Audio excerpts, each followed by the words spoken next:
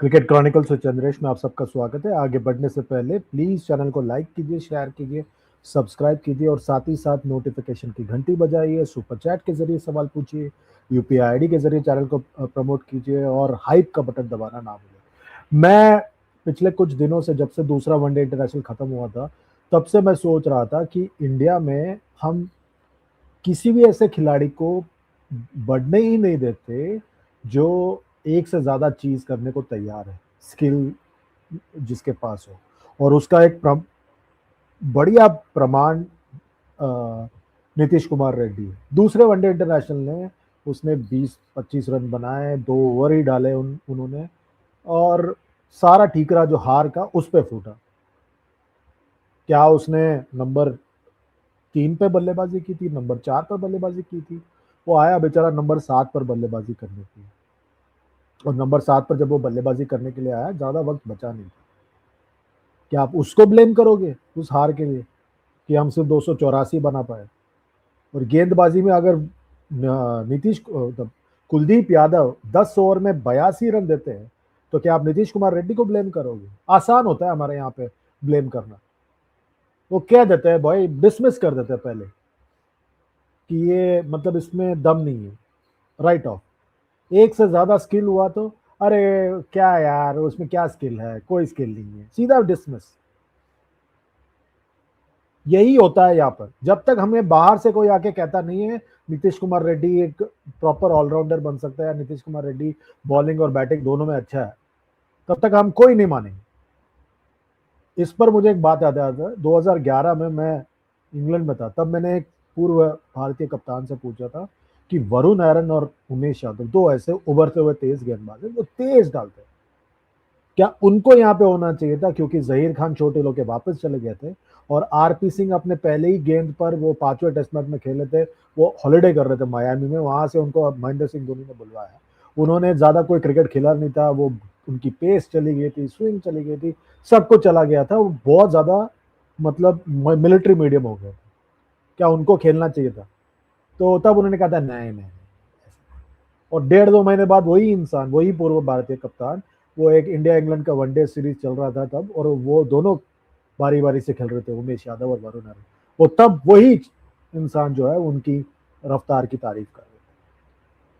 तो ये मतलब हमारे यहाँ का हिपोक्रेसी है। हम बहुत जल्दी लोगों को डिसमिस कर देते हैं।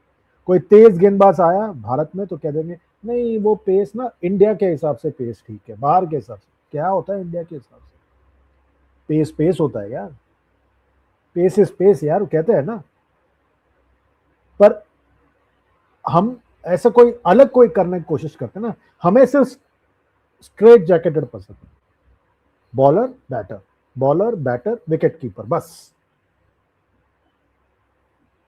कहते हैं यार ये मतलब ये ऑलराउंडर नहीं है। नहीं है, नहीं है तो नहीं है। क्या हो जाएगा वो ऑलराउंडर नहीं है तो? मतलब मुझे समझ में नहीं आया। क्या वो बल्लेबाज नहीं हो सकता जो गेंदबाजी करता है? ऑलराउंडर होना बहुत जरूरी है। ये ऑलराउंडर की पदवी कौन देता है? मतलब हम मतलब कहीं मार्केट में मिलता है पदवी? क्यों देता है?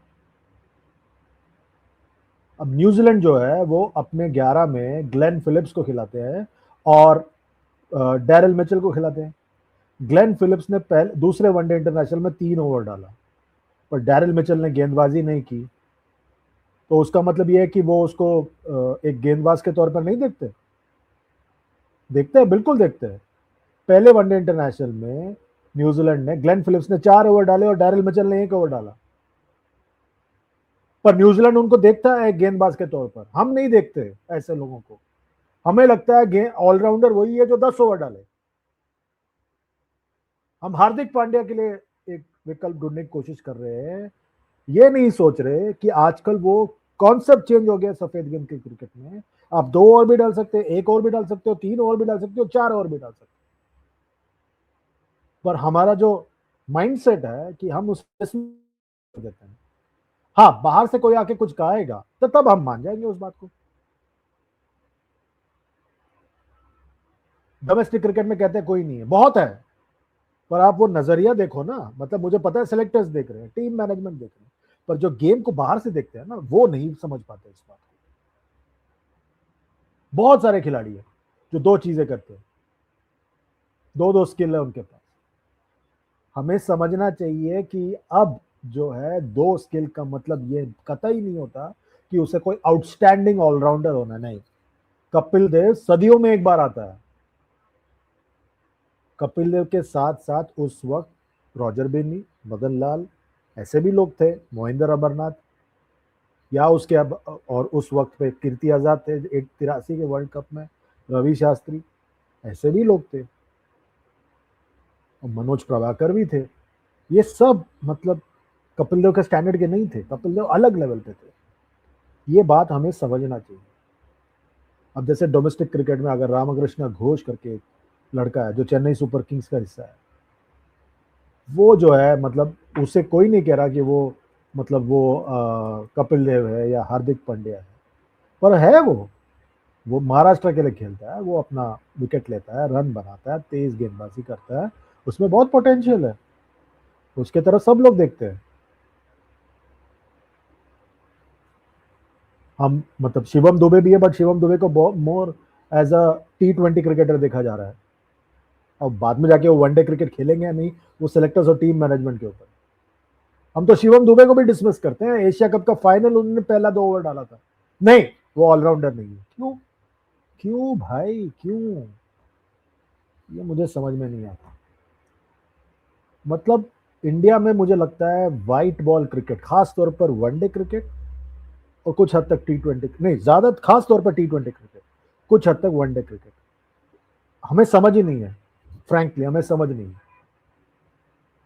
हमारी सोच जो है ना इन दो फॉर्मेट्स के लिए बहुत पुरानी है, आउटडेटेड है। और इस पे जो है आग में घी का काम किया है जो हमारे रायन टेंडसकाटे है, जो भारत के असिस्टेंट कोच है, उन्होंने जो कहा ना, उन्होंने कहा with Nitish we keep talking about developing him and getting him game time, and then when you do get him game time he often ends up not doing a heck of a lot in the games। तो भाई साहब Ryan टेंडसकाटे, बेचारा नीतीश कुमार रेड्डी बल्लेबाजी करने आया number 7 पर, ठीक है, और बाद में आपके कप्तान ने उसको सिर्फ 2 ओवर दिए। गलती नीतीश कुमार रेड्डी की नहीं है, आप उसको मौका ही नहीं दोगे तो कैसे चलेगा।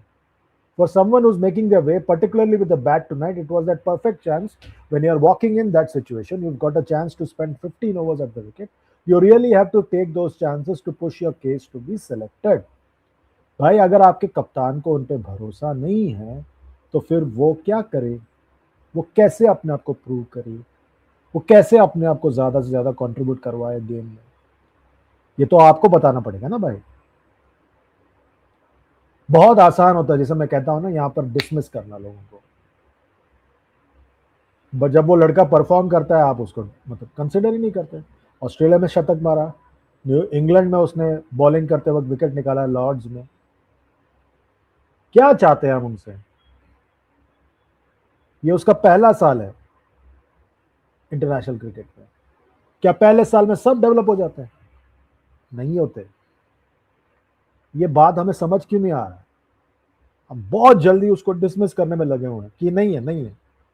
हमें चाहिए बस एक स्किल वाला खिलाड़ी, वनडे क्रिकेट या T20, और उसका नुकसान आप खुद भुगतते हैं। 2023 का वर्ल्ड कप फाइनल, 5 गेंदबाज के आगे आपके पास कोई विकल्प ही नहीं था।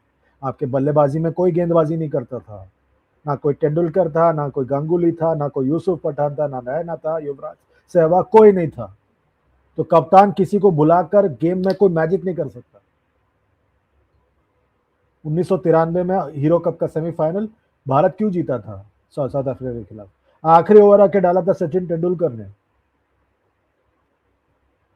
ये सोच होता है, ये विकल्प देता है कप्तान को। जरूरी नहीं है कि वो मतलब 10 ओवर डाले। ऑलराउंडर जेन्युइन ऑलराउंडर होता है। बाकी अगर उसके पास एक स्किल है, उसे जाने मत देना, प्लीज जाने मत देना। ऐसी सोच से हमें उबरना चाहिए। आई होप कि उस नीतीश कुमार रेड्डी को कल तीसरे वनडे इंटरनेशनल में मौका मिले, पर शायद इतना ज्यादा उस पर बवाल उठा है तो शायद नहीं खिलाएंगे उसको। आप हारे बिकॉज आपको गेंदबाजी आपकी कमजोर पड़ी है। आपको कम से कम आज के दिन में वनडे क्रिकेट में 6 गेंदबाजी चाहिए ऑप्शन, और T20 क्रिकेट में कम से कम 7 गेंदबाजी ऑप्शन चाहिए। और हम चाहते हैं वापस हम 1990 के सोच में चले। अगर चलना है तो चलिए, हम कौन होता है आपको रोकने वाले। आपके मेरी बात से सहमत है तो वीडियो के नीचे कमेंट कीजिए, लाइक कीजिए, शेयर कीजिए, सब्सक्राइब कीजिए और साथ ही साथ नोटिफिकेशन की घंटी बजाइए। यूपीआई आईडी के जरिए चैनल को सपोर्ट कीजिए, हाइप का बटन दबाइए और सुपर चैट के जरिए चैनल को प्रमोट कीजिए। Good bye and God bless.